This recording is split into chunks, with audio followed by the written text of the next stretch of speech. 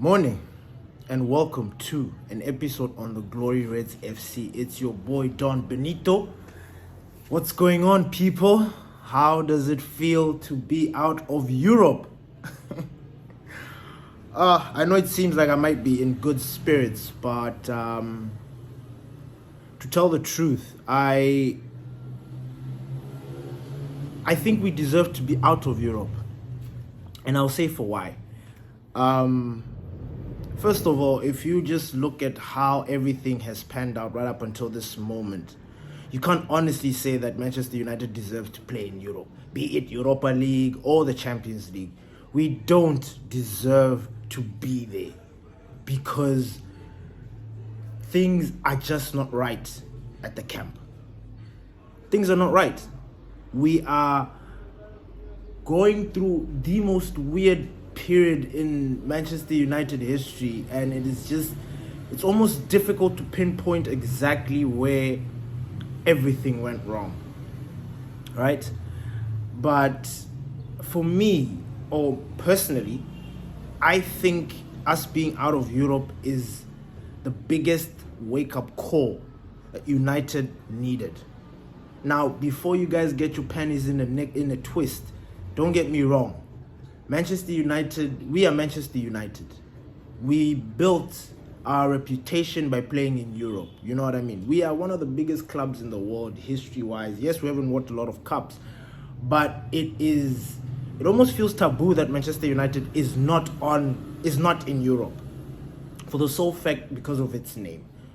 But I think you guys have heard me speak about this, that Manchester United is not the Manchester United of back in the day. We don't have that gravitas. We don't have that weight, that pull. We don't. We are Manchester United with, I guess, mediocre players. We have not hit any levels of what we used to be since post Sir Alex Ferguson. We haven't reached any of those levels. And to sit here and be sad and moan that we're not in Europe, blah, blah, blah, I honestly, I'm not even going to jump on that train, because I think during the season, I personally, because this is a personal opinion, but I was of the belief that Manchester United, in order for Manchester United to sort of have a rebuild, right? We are trying to reset default factory settings, basically, because there's a lot of nonsense. There are a lot of settings that have been put there. You know, players putting their own settings for when they want to train and all that. There's just a very rotten culture at the moment at Manchester United, or it has been there for the longest time. And I know a lot of people are sitting here saying, "Oh, we have taken a huge financial hit, blah blah blah." And in my mind, I'm just like, well, good. This is the other way we could have hit the Glazers. Now, I know you guys are going to be sitting here saying, now you're bringing the Glazers. Listen, the Glazers are the reasons why we are here. They are here. And I will never change my tone. And I know everybody thinks that we can't keep blaming the Glazers. No, we can. Why do we have to pick and choose when we get to blame the Glazers? If the Glazers were competent and people that wanted Manchester United to succeed, I do not believe we will be in this position, because we would have made the signings that we needed to make in order for us to step up a level. You understand? We were watching that game against Bayern Munich, and you look at Kim Min-jae, how he was just owning our guys. And this is a player that Erik ten Hag wanted. He never got to get him. Harry Kane is the other side there, number 9. We were rumored to have him. We didn't get him. Yes, we have Rasmus Højlund, but you get where I'm going with this. The Glazers have not been very good when it comes to the transfer market and pumping money into the squad. They did this thing where I don't know if it's a 2.5 year or 3 year cycle, where they will spend money if, let's say, for example, we're in Europa League. They always spend money for some reason when we're in Europa League. And then when we come to the Champions League, it has always been different.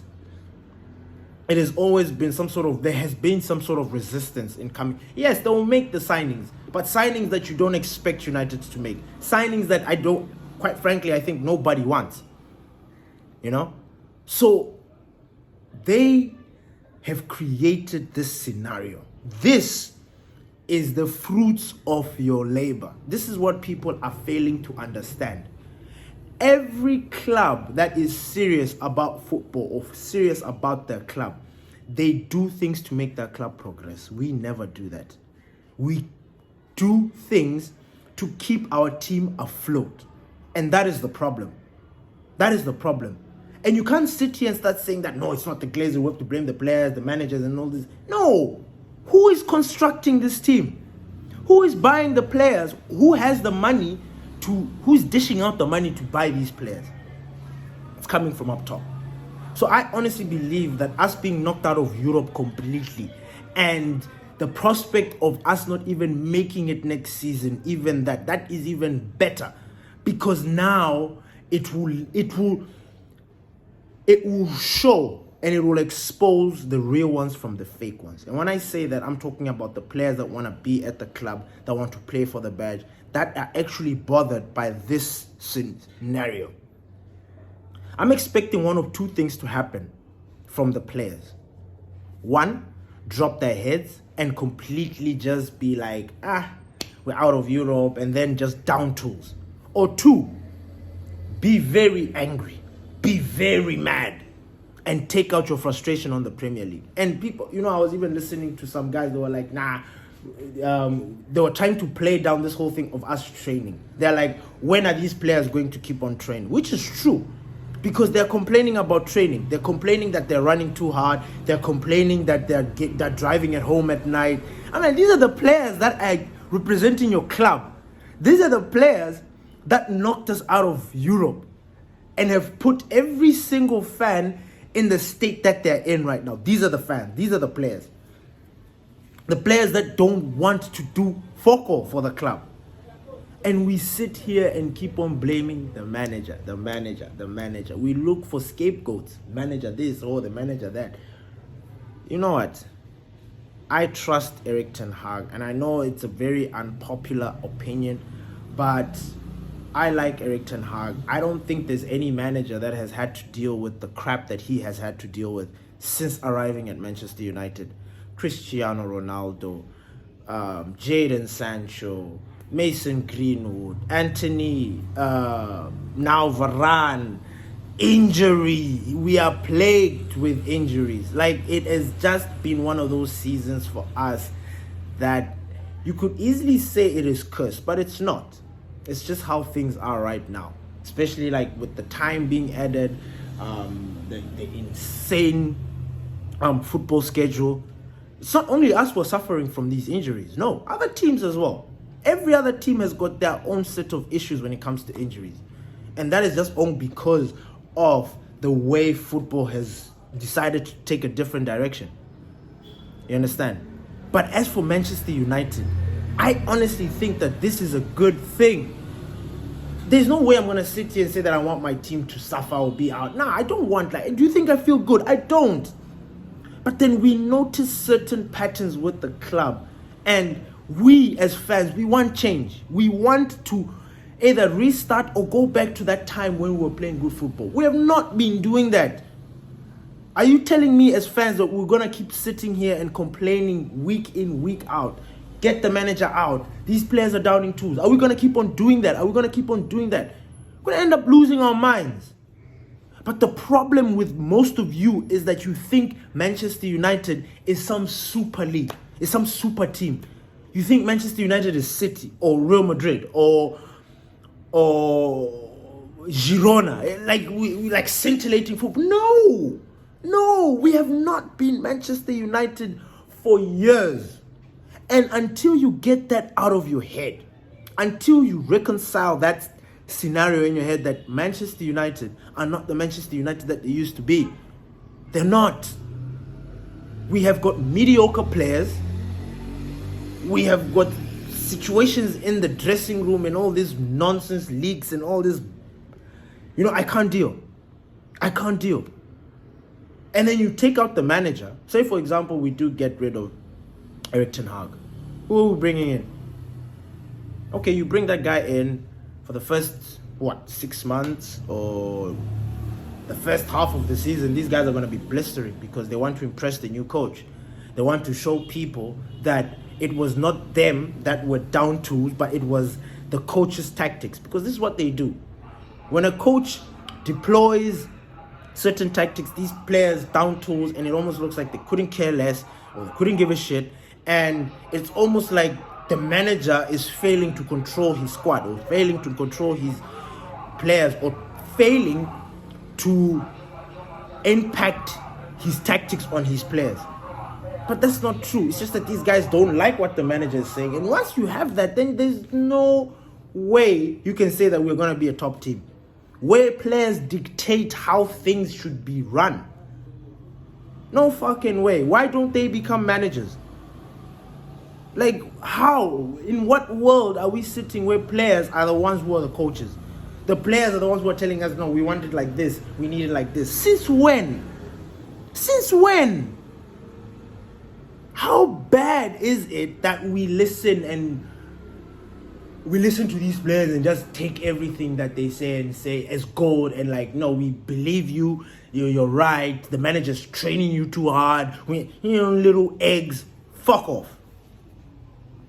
Us being knocked out of Europe is very good.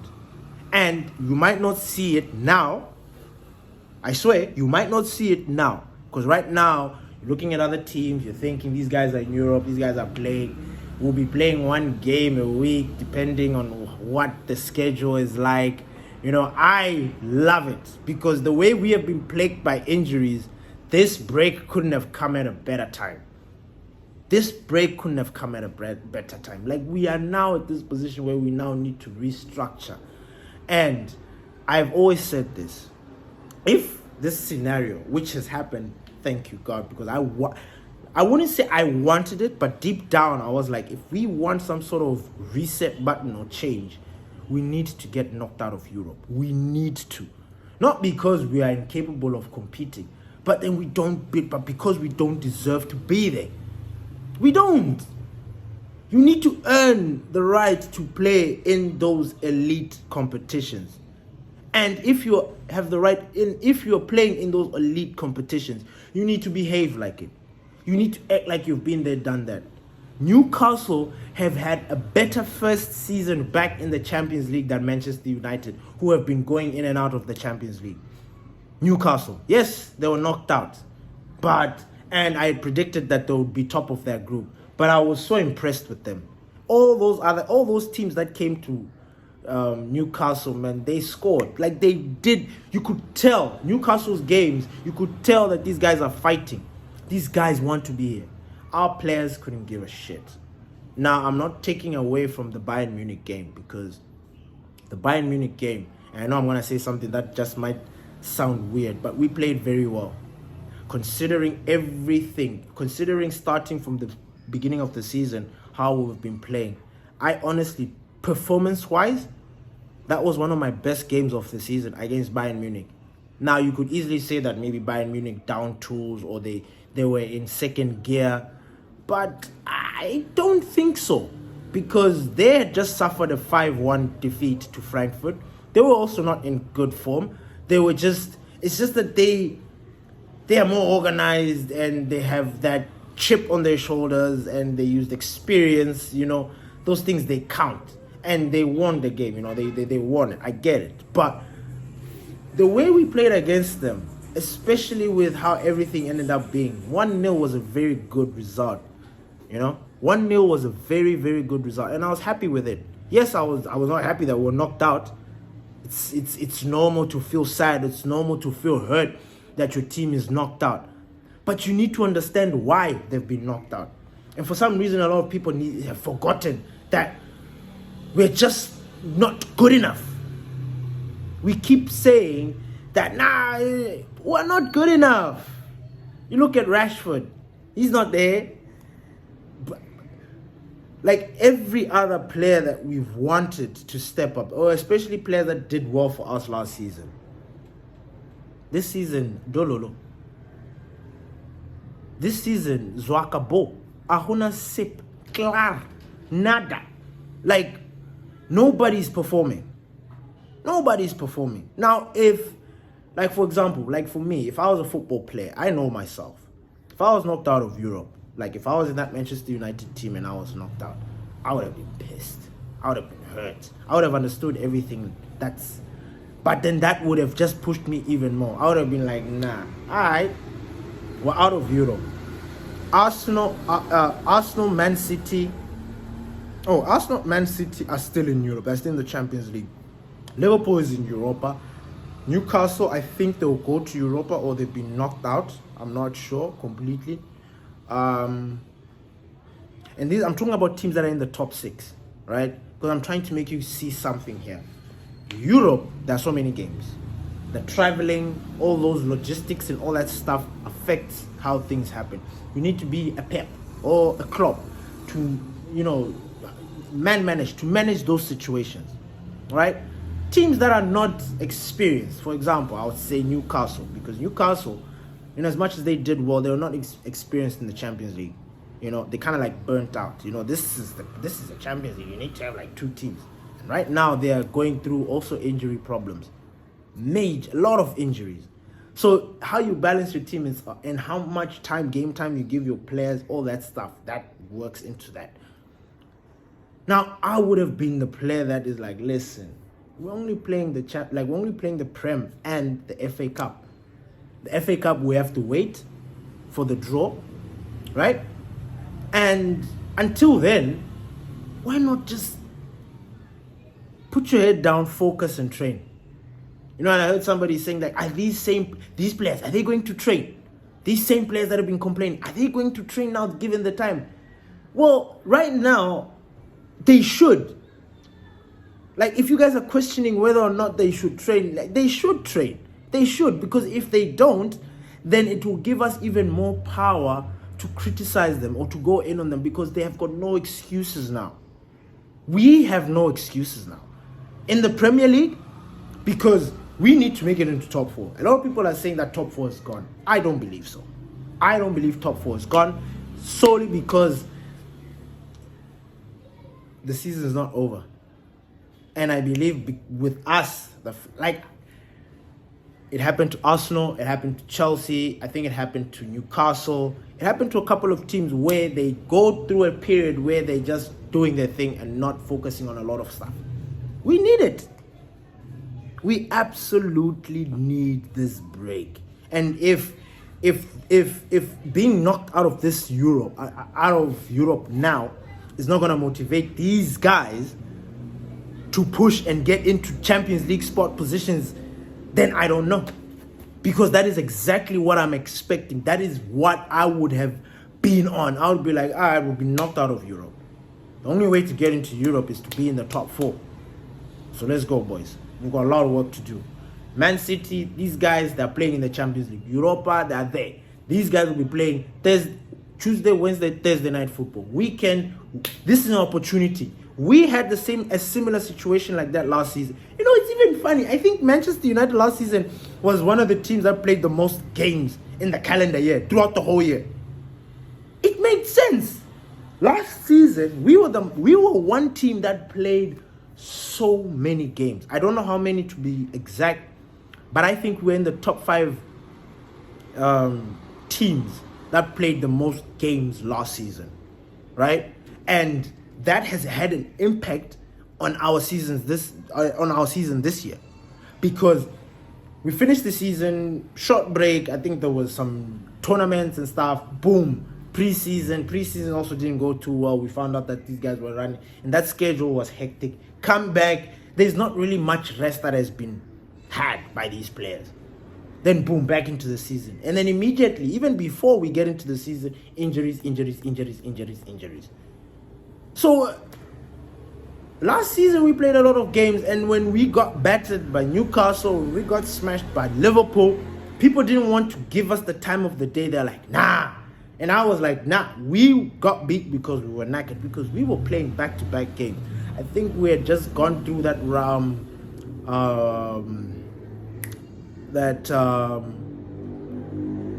round of 16 knockout phase with Barcelona. That game alone, those two games, those two legs, they added more to our schedule, and it just messed with not messed because we ended up winning, but you understand where I'm coming with this. Now this season we are presented with the exact opposite. Like, we're not going to be given time. We're not given time last season. Last season we didn't have time to train, no time to do this, no time to implement this, no. Nothing. We are given that opportunity now. And there's no excuse from here on end. If Manchester United doesn't make it into the top 4, then I guess there are going to be a lot of questions that are going to be asked, whether of the players, of the manager, a lot of stuff. Now, provided that also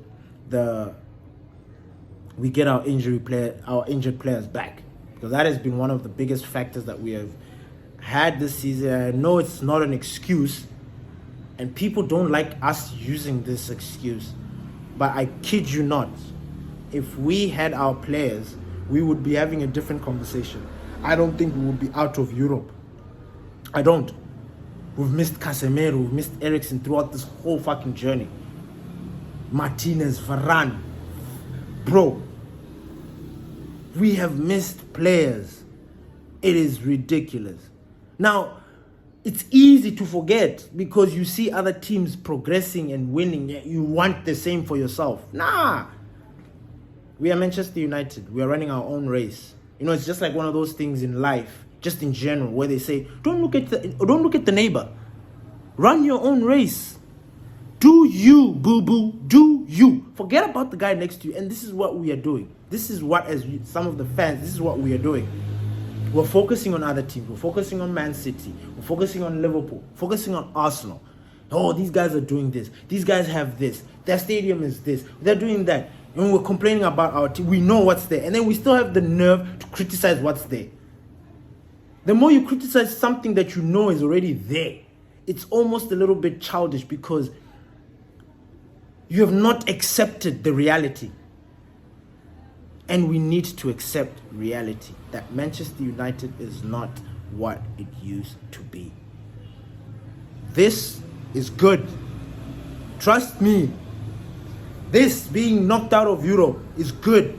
It should send a message to everybody up top that you created this scenario. You did. You did. Buying players we don't need, doing this, not selling players we don't need, all the things, all the decisions, everything that you've done, it's a culmination. It has built up into this. We created this monster. We created the scenario for ourselves to get knocked out of Europe. The Galzzers, everybody. You guys did that. And you want to sit here, oh, we've lost revenue, oh, money this, oh, money that. That's all you're thinking about. Let it hurt. Let it hurt. We're busy trying to say, how else can we boycott these Galzzers? How else can we send a message to the Galzzers that, yo, we don't want you or blah, blah, blah. A couple of suggestions were made. Boycott the games. Stop buying merchandise, blah, blah, blah. None of that has happened, right? But the best way to kill the Galzzers is to hurt them in the pocket. And that's what we've done. Now, we will see how truly Manchester United really are. Because in this most difficult time of ours, right now, this is the time where they need to start making smart decisions, smart buyings. They need to identify players that are going to take us to the next level. They need to check their attitude and their behavior. They need to check if they're injury prone. There's a lot of stuff, but this is now the opportunity for the rebuild. If you want to keep on keeping some of the dead wood that we have at Manchester United until next season, oh, cool. We will continue this dance. Some of you will end up being bald because you're removing your hair. We will continue this dance. There are a lot of players in our squad that needs to go. And unfortunately, we're just reading information or stories there that there are already players that are on the chopping block because of us losing, not making it to Europe. How is that on the players? Don't get me wrong. Yes, the players were out there playing. They're the ones that down tools. But this dramatic decision on trying to make like, oh my God, we're not in Europe. Now we need to sell players so that we can have that revenue back. So we can, nah.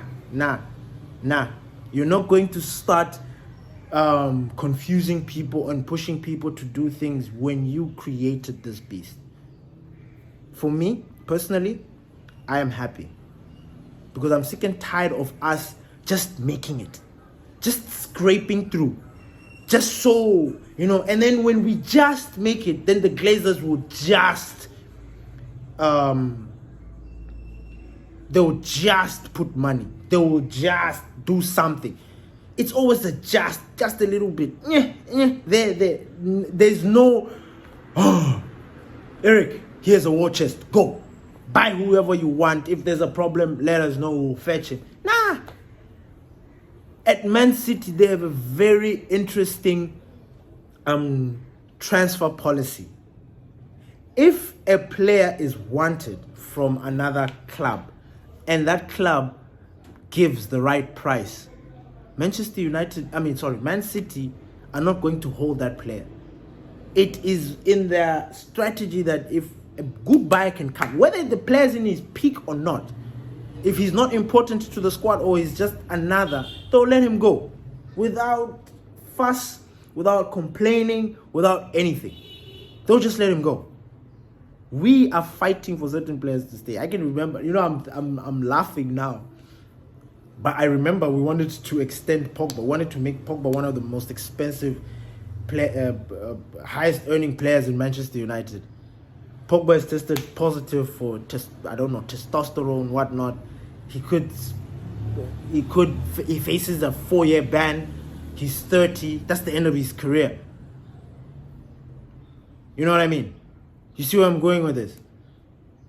It's the decisions that we're going to take in the next couple of weeks or till the end of the year are very, very important. Very. And what we do in the January transfer window is also another important thing. What I don't want to see is Manchester United going into this panic mode where they're now just trying to sell players for the sake of it. And then you don't replace those players. Because one of the biggest problems that we've had is we sell a player or we let a player go and then we don't replace him. We don't. And this has been the theme at Manchester United. It has been going on for years and for years and for years. Please, guys, don't be sad. This is good. This can only be good. How am I the only one that sees that us being knocked out of Europe is good? Forget about the financials. The financials were for those idiots. They were for the Galzzers. They were for those guys. Those people that couldn't care less. We were always trying to find a way on how to hurt them. This is it. This is it. Whether we did it knowingly, unknowingly, this is the best way to hurt those that are up top. For them to make drastic decisions. Be it no more offering players big wages, contracts, stopping that nonsense. Having a wage cap. There's certain things that we need to do. A lot of things actually that we need to do. I hope Sir Jim is paying close attention to everything that's going on at United right now. I hope he's got a good strategy. I hope he's not going to be another one of those British blokes or British billionaires that just wants to shine because, buy this player. Nah. Mean what you say and say what you mean. If you're going to invest. That money, we want to see it. We need to see players. That investment that you've brought into this club is going to be needed in this coming next season. Not this one. This season, I know some of you have written it off, but it's not off. That's the thing. Manchester United can still pull a rabbit out of the hat. I still believe Erik ten Hag can sneak into the top 4. I believe it. I don't care about Aston Villa. I don't care about Newcastle. The only teams that really, really sort of give me the heebie-jeebies are City, Arsenal, I don't want to say Tottenham, but Tottenham are playing some pretty nice football. I actually give them respect for that because I'll be a hater if I say that they're not playing good football. If we have a return leg with Tottenham, it's going to be if they have everybody, it's going to be a problem. But yeah, Arsenal, Man City, I only say that because they've already smashed us. But then right now, if you look at how they've been playing and moving, they're not at their best. You understand? And I hear KDB is back. Once KDB comes back into that team and Man City start winning, like once they start, like KDB is back, all right, then they win the first game, second game, third game. Once they start there, it's a wrap. It's a wrap. Once they get that juice flowing, it is a wrap. Now, we are going to take the fact that these other strong teams that are in that top 6 are in Europe. That should be motivation enough because, bro, these guys who have to travel Tuesday, Wednesday, come back weekend, then we should do good. We should do very, very well. Manchester United deserve to be out of Europe, regardless of what you want to say. Regardless, remember that Manchester United is not the Manchester United. Now you guys are bringing up Jose Mourinho stuff. You're bringing up Rangnick when it suits you. But at the time, I remember a lot of you would, Mourinho out. Hey, this guy out. Hey, nah. Now you are sitting here praising him, making them look like they're gurus, making them look like, which is true.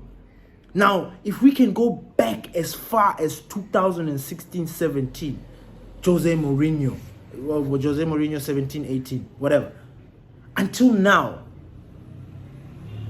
and we still have a big chunk of the players that those managers have experienced. They're still in the club.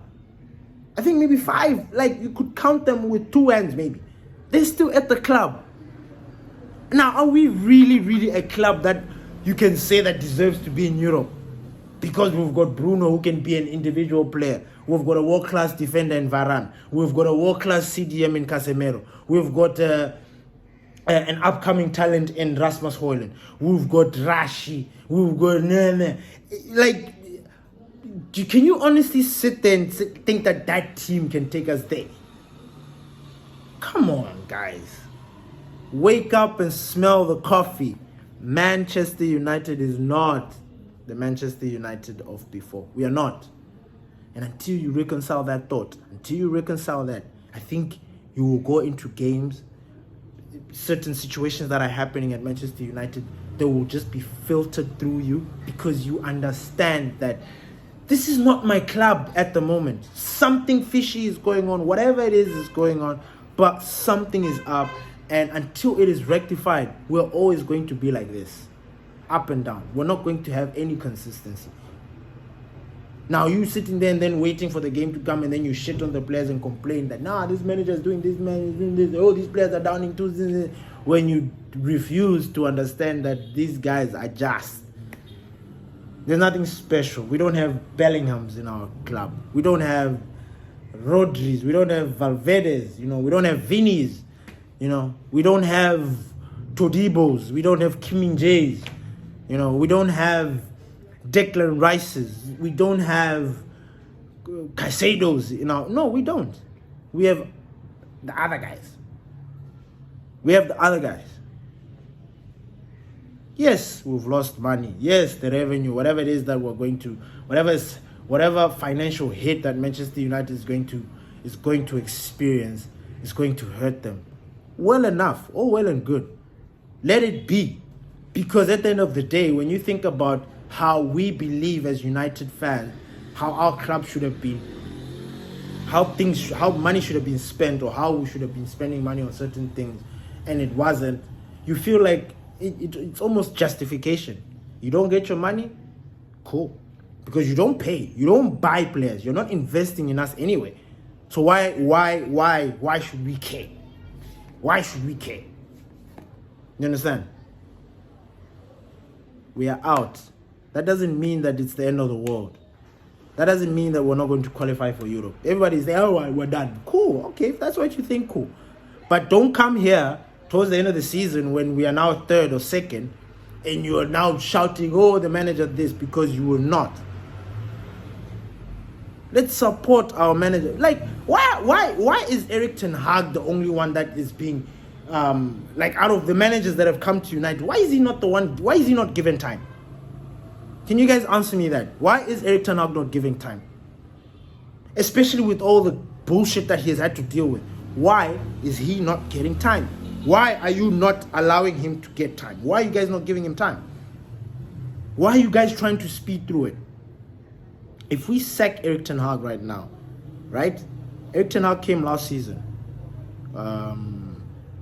So it will mean that he has been at the club for what? 18 months? No, less than that. Because he came in May, June.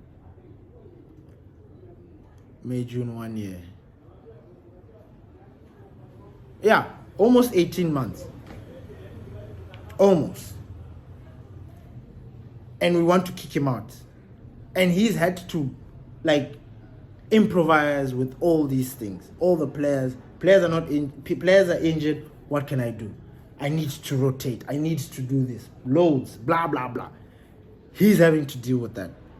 Now, if we sack him, it means that the next manager is also going to get a shorter period of time, because it means that we are allowing this bad culture of, like, the same culture that Chelsea has. A manager doesn't do something, whatever, he's just sacked. Just sacking, bringing. Nah, we don't want that. We don't want that. We are not like that. This is Manchester United. We trust our managers. We give them time. Now, unless the board and everybody else think that, nah, Erik ten Hag is just not the right guy for us. Cool. I understand. I'm not in charge. I get it. But you will regret it if you get rid of him. And if you are getting rid of him, who are you bringing in? Who? Which other manager out there is willing to take over this shit show? Who? I'll wait. I will wait to hear which manager is willing to come into this tsunami or this hurricane or this typhoon of bullshit at Manchester United and sit there and say, I'm at the helm, I'm the boss, I'm going to get these guys in line, when you still have Rashford in that team, Martial in there, Scott McTominay in there, Harry Maguire. And I'm not saying this has got nothing to do with what Harry Maguire has been outstanding, but I'm just saying because he's one of those players that was supposed to leave but hasn't.